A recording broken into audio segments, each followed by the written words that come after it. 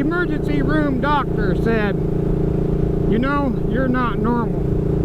I said, Doc, I've been told that my whole damn life. You're definitely going to want to hang around to see the rest of this, or hear the rest of this.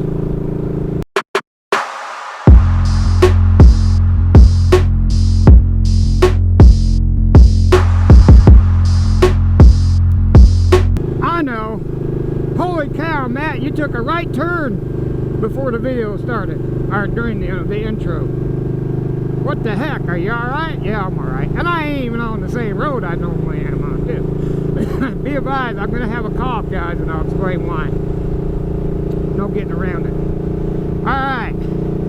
So I woke Friday the 18th, the early morning, aching a little bit. Body aches.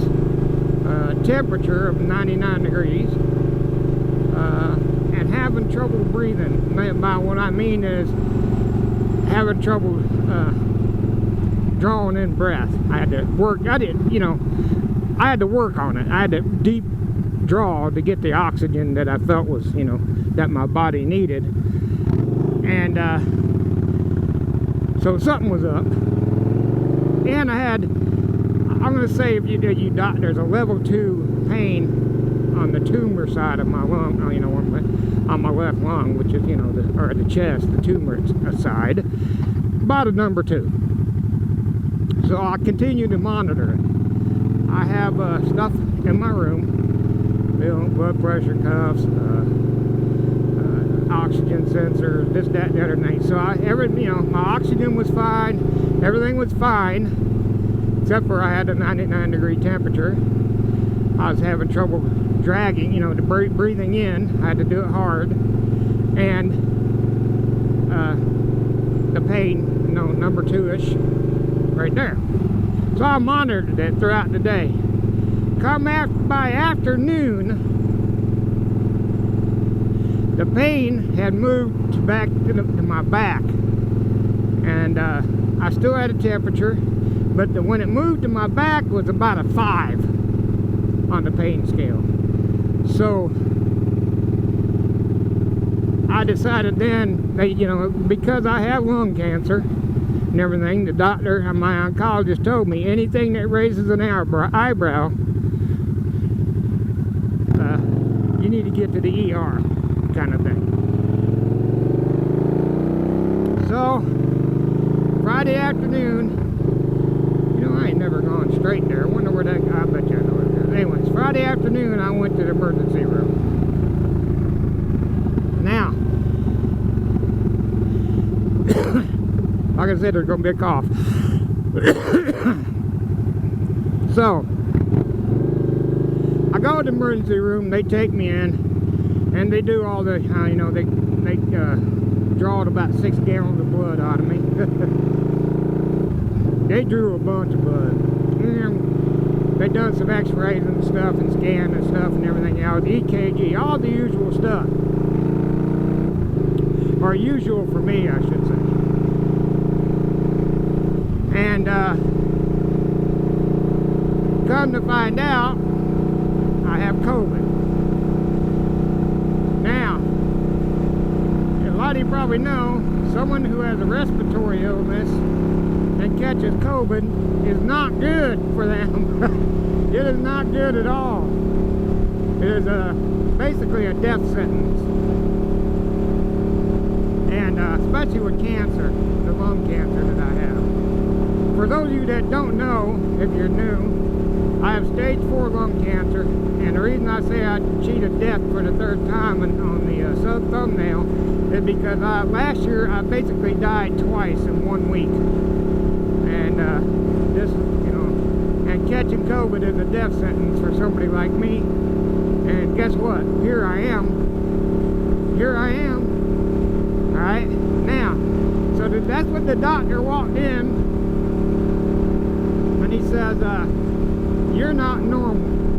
I said, yeah, like I said in the beginning. I've been told that my whole life. He said, no, what I mean is, somebody with respiratory disease like you have, especially stage 4 lung cancer, and has COVID is normally in the ICU on a respirator. He said, but you, we're going to give you some Tylenol and send you home. I said, yep. That's because I don't give up too easy, Doc. He said, all I have is a little bit of inflammation in my lungs. The inflammation is causing me to have to draw hard to get oxygen in, right? But my oxygen level is fine. And the inflammation is causing the pain to the tumor, probably. So he said, other than that, that's it.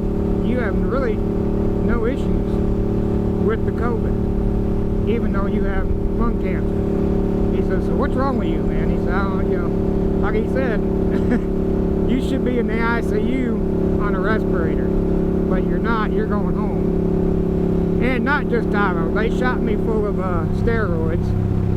And give the truck driver a chance here.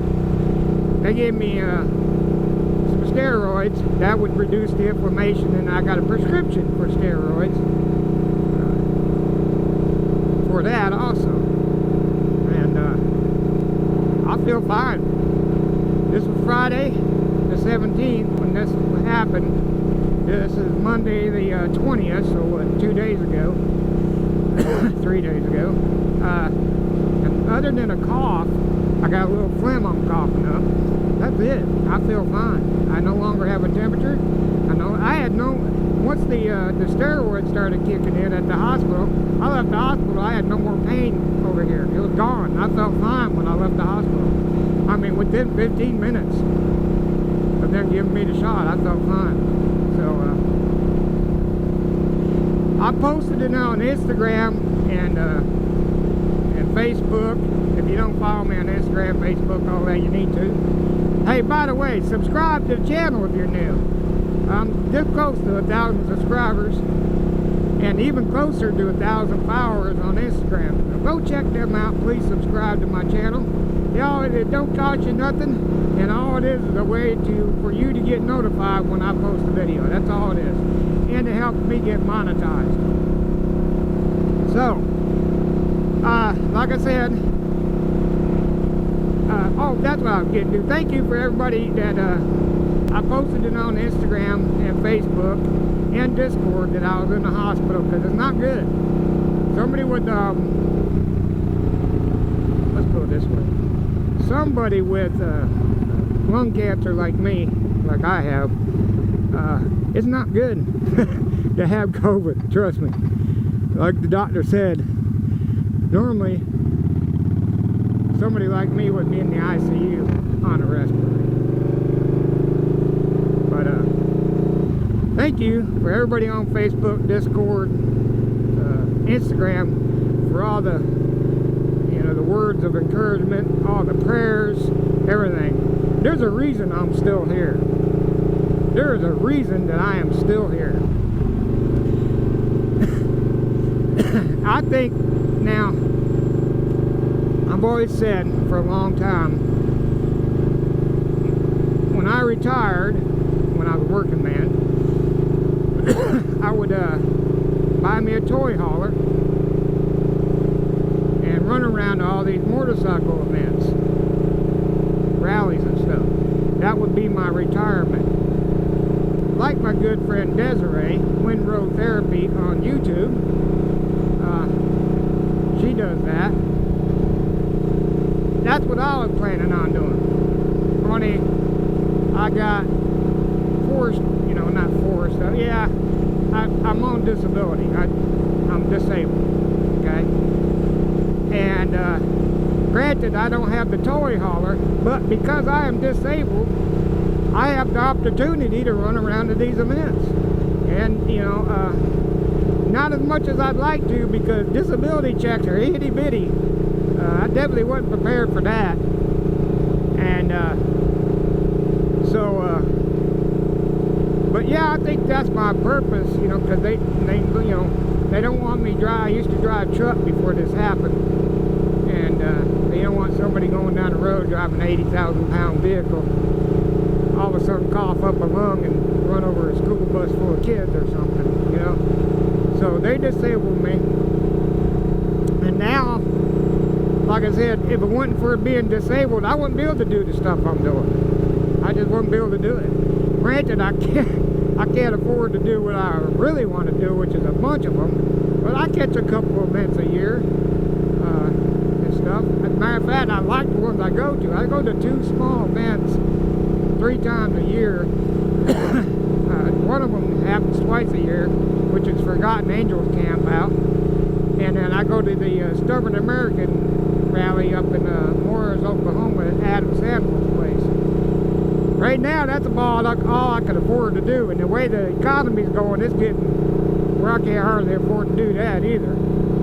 But yeah, I think there's a reason I'm still here. And I don't know if I haven't figured out that reason yet, or if it's just for me to enjoy riding my motorcycles and making videos. But it'd be nice if I could make some money making some videos instead of paying out money. So subscribe.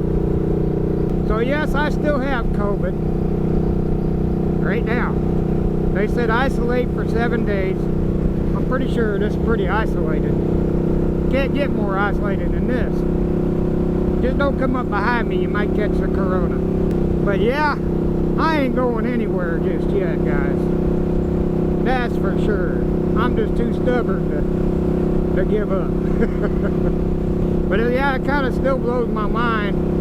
It's actually my fault, because I would brag that I don't get corona. I go to all these events, shake babies and kiss hands and all this other stuff, and I don't never get corona. And actually, Friday, it was funny. Not Friday, Monday. I was in the hospital getting my regular treatment. I'm sitting there with the nurse. She's getting all my vitals. The phone rings. She answers the phone. She da da da da da da. And then she turns to me. She goes, "I was participating in a study." I said, "Yeah, like I do. You know, I do a lot of studies." And she said, "And they swabbed my nose, and now they tell me I have corona." I said, "Don't worry about it. I can swap spittle with you. I don't get corona. Corona is afraid of me." Or COVID. Oh, might get in trouble now on YouTube. And then what happened? I caught it. I got the corona. Apple Cider Road. That's a dirt road. I ain't going that way. I ain't never been out here, guys. Oh, I have, but it's been a long time, I think. I think I should have turned back there. I don't know where I'm going. It's always fun just to go. So, yeah, like I said, you wouldn't know that I have corona. I feel fine. Coughing up a little phlegm, and that's it. Still have just a slight bit of trouble breathing, but nothing like Friday. Steroids is the way, man. Steroids. But yeah, like I said, it even blows my mind, because I know for a fact somebody that has a respiratory disease who catches corona is a death sentence, pretty much. But here I am. Here I am. Like I said, I appreciate all the prayers, all the comments, all the good, you know, the get wells and everything else. It's been a heck of a couple days, let's put it that way. I ain't going anywhere. Not yet. Oh, if you're new, be sure to leave a thumbs up. Or even if you're not new, leave a thumbs up. That helps out the algorithm. If you're new, please subscribe. Get me to 1,000 subscribers so I can get monetized. Go over and check out Instagram. Almost to 1,000 followers on Instagram. Please go do that.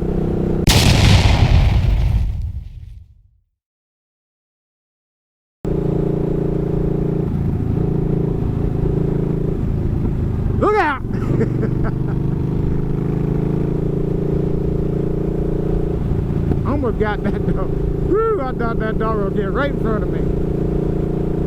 So you know how it goes if you've been here for a bit.